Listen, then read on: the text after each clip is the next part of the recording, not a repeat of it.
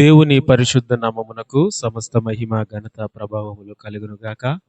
ప్రభునందు ప్రియమైనటువంటి వారలారా, మన ప్రభువును ప్రియరక్షకుడైన యేసుక్రీస్తు నామమున మీ అందరికీ శుభాభివందనాలు తెలియజేస్తూ ఉన్నాను. మరి ఈ ఉదయకాలపు సమయంలో 21వ తారీఖు ఫిబ్రవరి నెల 2026 సంవత్సరము ఈ ఉదయకాలపు సమయంలో దేవుడు మనందరితో మాట్లాడుతున్నటువంటి మాట, వాగ్దానము, ప్రియ దేవుని బిడ్డలారా, 103 కీర్తన 5వ చరణము. పక్షిరాజు యవ్వనము వలె నీ యవ్వనము క్రొత్తదగుచుండునట్లు మేలుతో నీ హృదయమును తృప్తిపరచుచున్నాడు. దేవునికి స్తోత్రం కలుగును గాక. ప్రభునందు ప్రియ దేవుని బిడ్డలారా, ఈ వాగ్దానము మనందరి జీవితంలో దేవుడు నెరవేర్చును గాక. ఆమేన్. ఈ యొక్క వాక్యానికి గల అర్థం ఏమిటి అని అంటే, ప్రియ దేవుని బిడ్డలారా, పక్షిరాజు యవ్వనము వలె నీ యవ్వనము క్రొత్తదగుచుండునట్లు. ప్రియ దేవుని బిడ్డలారా, పక్షిరాజు అనగా పక్షిరాజు యొక్క జీవితము 40 సంవత్సరములు.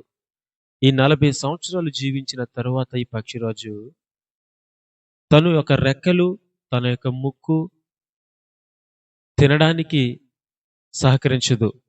తన యొక్క రెక్కలు ఎగరడానికి సహకరించవు.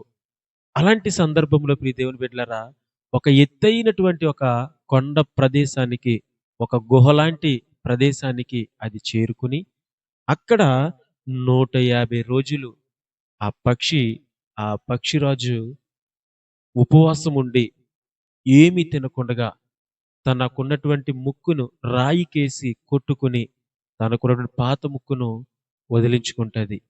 అలాగే ప్రియ దేవుని బిడ్డలారా, తనకున్నటువంటి రెక్కలను తన నోటితో మొత్తము రెక్కలకున్నటువంటి వెంట్రుకలన్నిటి కూడా తీసివేసుకుని, తనకున్నటువంటి శరీరం పైన ప్రతి వెంట్రుకను కూడా తీసివేసుకుని దాదాపుగా 150 రోజులు దీక్ష పూనుకుని ఎవ్వరికీ కనబడకుండగా అది 150 రోజులు గడిపిన తరువాత 151వ రోజు నుంచి దానికి కొత్త రెక్కలు, క్రొత్త ముక్కు రావడం ప్రారంభిస్తది.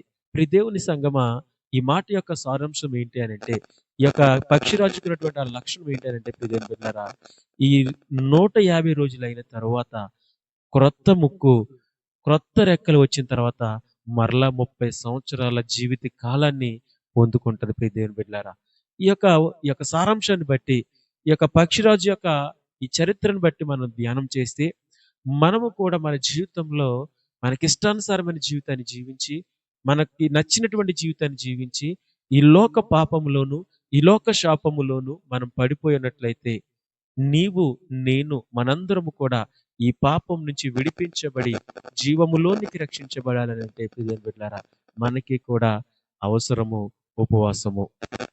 ఈ ఉపవాస దీక్ష మనము కూడా చేసి మనకున్న పాపములన్నిటినీ కడిగి వేసుని పరిశుద్ధులుగా మారడమే ఈ పక్షిరాజు యొక్క చరిత్ర, దేవుడు మనకి అందించినటువంటి చరిత్ర. ఇంకా మనం చూసినట్లయితే, మేలుతో నీ హృదయమును తృప్తిపరచును. మేలుతో నీ హృదయాన్ని తృప్తిపరుస్తారు. ఏంటి ఆ మేలు? ఏంటి ఆ మేలు అంటే, ప్రియ దేవుని బిడ్డలారా, ఈ యొక్క పక్షిరాజు ఆ యొక్క కొండపైన, ఎత్తైనటువంటి కొండపైన తను ఉన్నటువంటి వెంట్రుకలన్నిటినీ, తనకున్నటువంటి తన శరీరంపై, రెక్కలపై ఉన్నటువంటి ఆ వెంట్రుకలన్నిటిని కూడా విడిచిపెట్టి, అలాగే ప్రియ దేవుని బిడ్డలారా, తనకున్న ముక్కుని కూడా విడిచిపెట్టి క్రొత్త రెక్కల కోసం చాపుతది. తన రెక్కలను చాపుకుని దాదాపుగా 150 రోజులు, 5 నెలలు అది రెక్కలు చాపుకునే ఉంటది.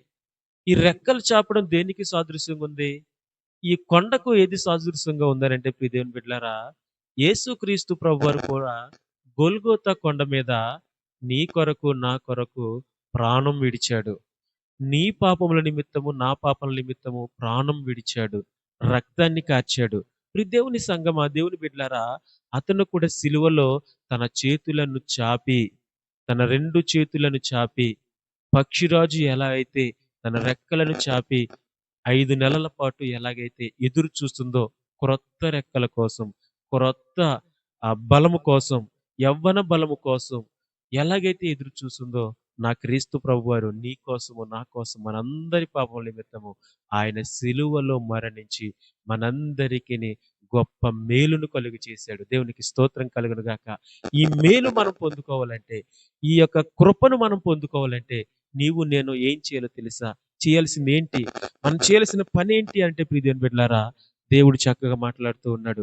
యెషయా గ్రంథము 40వ అధ్యాయము 31 చరణం మనం చూస్తే, యెహోవా కొరకు ఎదురు చూచువారు నూతన బలము పొందుదురు.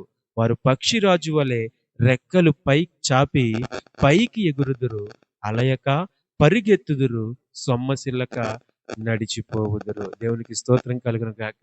ఈ నూతన బలము పొందుకోవాల్సినటువంటి నీవు నేను కూడా ఏం చేయాలంటే ప్రియ దేవుని బిడ్డలారా, దేవుని వైపు చూడాలి. యెహోవా కొరకు ఎదురు చూడాలి. దేవుని కొరకు ఎదురు చూడాలి. యేసుక్రీస్తు రక్తములో నీ పాపములు కడిగి వేసుకుని పరిశుద్ధీకరించుకొనబడితే, పరిశుద్ధునిగా మార్చబడితే, నీ గత జీవితం అంతా తనకున్నటువంటి రెక్కలు, తనకున్నటువంటి వెంట్రుకలు నీ పాపానికి సాదృశ్యమైతే, తను రెక్కలను ఎలాగైతే వదిలించుకుంటుందో, తన వెంట్రుకలు ఎలాగైతే విడిచిపెడుతుందో, నీవు నేను కూడా మన పాపాలు విడిచిపెట్టి, మన నోటితో, మన చూపుతో, మన క్రియలతో, మన నోటితో చేసిన ప్రతి పాపాన్ని దేవుని దగ్గర ఒప్పుకుని విడిచిపెడితే, నూతన బలము, నూతన కృపను క్రీస్తు శిలువ రక్తము ద్వారా మనకి వస్తూ ఉన్నాడు. ఆ శిలువ రక్తం మనం పొందుకోవాలంటే మనందరం కూడా ఈ లోకం వైపు కాదు చూడడము, నేల వైపు కాదు చూడడము, దేవుని వైపు చూడాలి. పైకి మాత్రమే చూడాలి. ఈ లోకపు శ్రమలు, సుడిగాలులు ఎన్నో ఎదురైనప్పటికీ కూడా సుడిగాలికి పైకి ఎగిరి సూర్యుని వైపే చూస్తది ఈ యొక్క ఈ పక్షిరాజు. సూర్యుని వైపు చూస్తూ, ఆకాశం వైపు చూస్తూ పక్షులన్నిటికంటే పైకి ఎగిరిపోద్ది. మనము కూడా ఈ మనుషుల్లో ఉన్నటువంటి ఈ లోకంలో శ్రమలన్నిటిని దాటుకొని దేవుని వైపు చూస్తూ, క్రీస్తు వైపు చూస్తూ, క్రీస్తు సిలువలో, క్రీస్తు రక్తంలో కడుగుబడి పరిశుద్ధీకరించబడాలి. ఈ ఉదయకాలపు సమయంలో దేవుడు నీతో మాట్లాడుతున్న మాట ఏంటో తెలుసా? నీ పాపాలను విడిచిపెట్టు. పక్షిరాజు యవ్వనం వలె క్రొత్త యవ్వనాన్ని పొందుకుంటావు. క్రొత్త జీవితాన్ని పొందుకుంటావు. ఇంకా మనం చూసినట్లయితే ప్రియ దేవుని బిడ్డలారా, అది మరణించినప్పుడు ఆకాశములో ఉన్నటువంటి సూర్యుని వైపు చూస్తూ, ఎత్తైనటువంటి ఒక కొండ మీదకెళ్ళి సూర్యుని వైపు చూస్తూ మరణిస్తది ఈ యొక్క పక్షిరాజు. మనము కూడా ఆకాశము పైనటువంటి పరలోకమందున్నటువంటి తండ్రిని చూస్తూ, యేసుక్రీస్తు ప్రభువారి వైపే చూస్తూ, మన గురి, మన గురి, మన గమ్యము క్రీస్తు వైపే, పరలోకం వైపే పెట్టుకుని మనము కూడా మన జీవితాన్ని ముగించాలి. మన ముందుకు కొనసాగాలి. మన జీవితంలో ఎన్ని శ్రమలు, కష్టాలు ఎదురైనప్పటికీ కూడా క్రీస్తు వైపు చూస్తూ ముందుకు కొనసాగుదాం. పక్షిరాజు యవ్వనం వలె క్రొత్త యవ్వనము నీకును, నాకును, మనందరికిని దేవుడు ఈ ఉదయకాలపు సమయంలో మనందరికి అనుగ్రహించును గాక. ఆమేన్. ప్రార్థన చేసుకుని ఈ దినాన్ని మనం ప్రారంభించుకుందాం ప్రార్థన ద్వారా. మహాపరిశుద్ధుడును మిక్కిలి కనికరం కలిగిన మా దేవానికి వందనాలు.